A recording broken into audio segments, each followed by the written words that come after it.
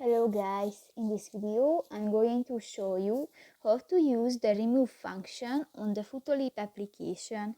But first of all, I just want to mention, please don't forget to subscribe to our channel, because at 100,000 subscribers we are going to show you our YouTube revenue statistics and growth strategy, how to make money online. So let's jump into it. First of all, open the application on your device. Tap to the first option, the edit photo, at the upper side of the screen and select a picture from your gallery. Now go to the fourth option at the bottom of the screen, the remove, and now you can remove elements on your picture. And done. And you can restore this element. So that's pretty much it for this video, guys. See you in the next one. Bye bye.